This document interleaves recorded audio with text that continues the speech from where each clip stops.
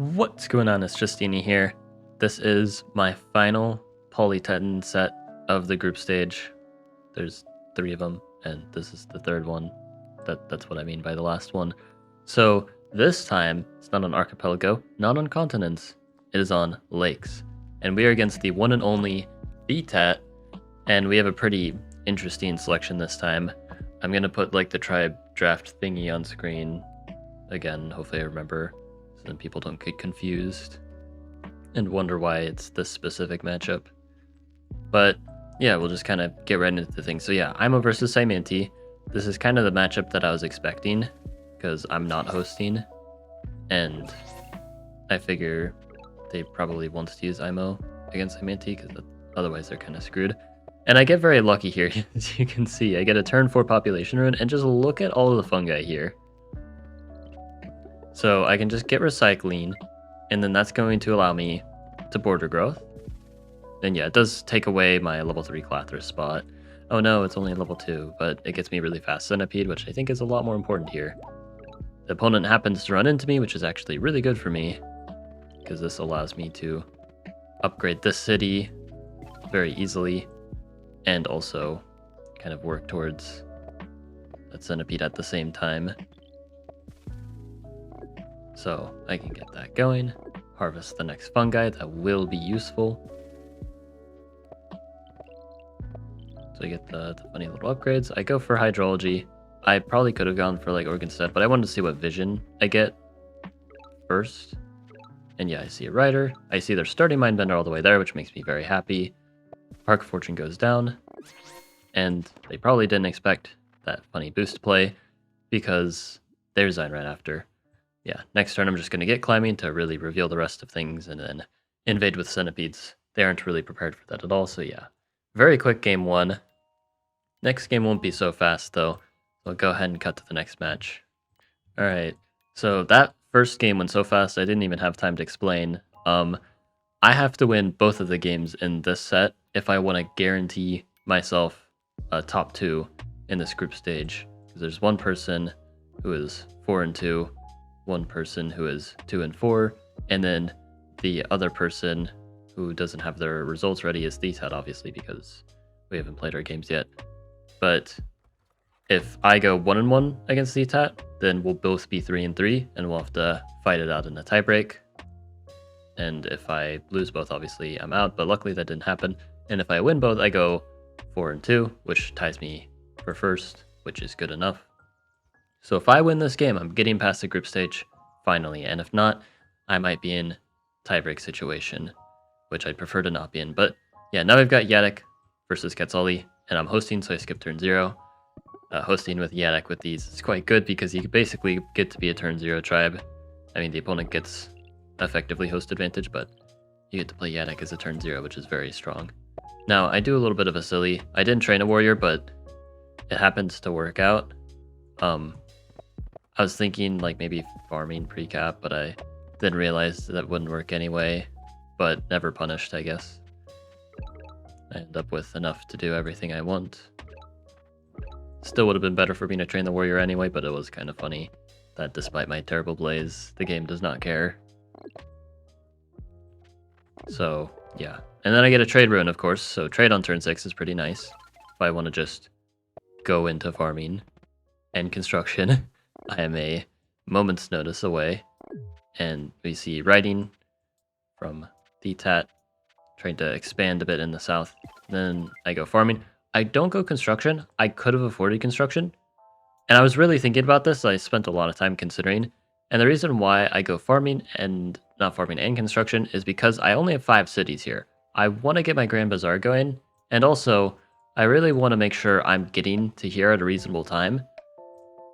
And if I get farming construction, I can't like afford a road.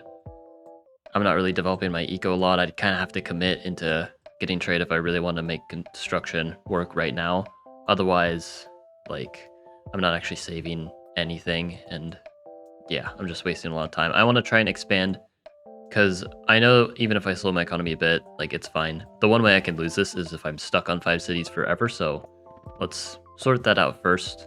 Get an explorer, see where that goes, and it turns out my city number 6 is actually quite far away, so I'm getting Grand Bazaar a bit earlier, but also at the same time, I'm still getting it pretty late, so I did delay myself pretty decently with the economy, but not like too horribly at least.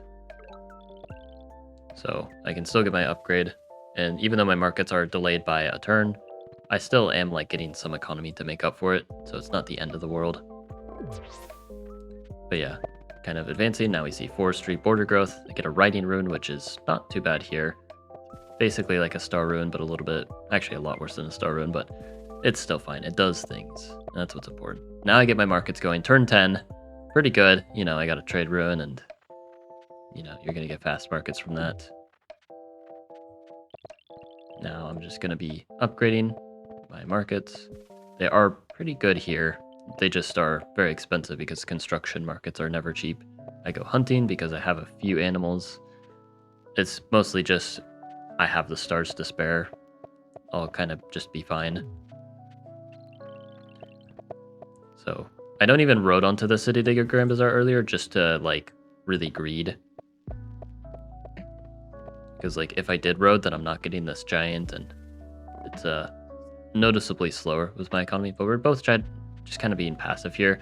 He's trying to save up for markets as well, but I am a lot earlier to my market, so 9 border growth. I am worried about potential diplomacy, but thankfully riding rune means I can train riders, and it's very hard for cloaks to get past riders. It's very easy to detect them. So I'm feeling very fine here. Like if I see a cloak, then you know, I have time to prepare.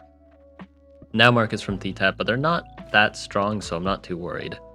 And the fact that I am almost finished with my markets and TTAP just started is pretty good for me.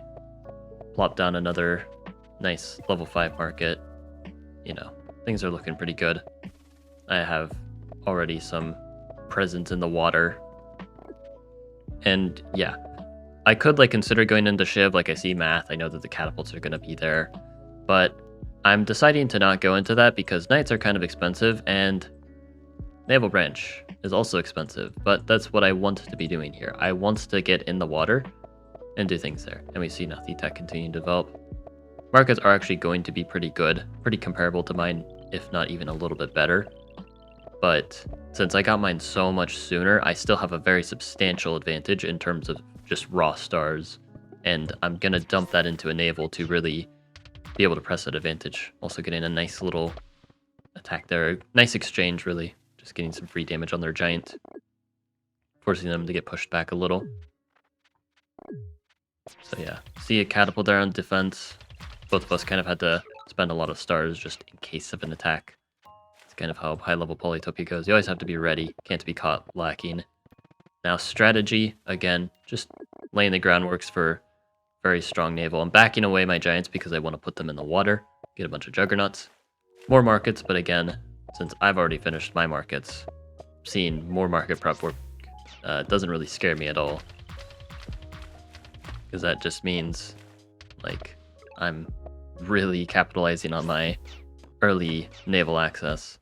I've expanded towards the rest of the map. You know, out expanding as you would expect Yadok to do. It's just a bit of an unconventional odd expansion. But now, a bit of a counterattack here. Trying to do some things. Trying to get in the water here.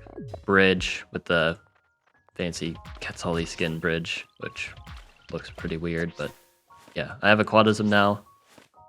Making use of that. Now, getting more upgrades, more ports and stuff. Another upgrade there. Explore. Hoping that it does give me Eye of God, but even just getting some good vision is plenty. But it does take a turn for the better. And now I just have the monument as well, which is pretty cool. I can get the city up here. And you can kind of see city-wise, it looks like 1, 2, 3, 4, at most 7, versus I have 9. So I'm up in cities, and I also have this star advantage and likely a star per turn advantage. Seeing the full market setup, it's, you know, pretty good, but it's not that crazy. Mine isn't that crazy either, but, you know, I'm already fully developed with construction and also higher level cities. And then Titat resigns as soon as his catapult gets hit, kind of realizing this battle here is going to be very easily won by me.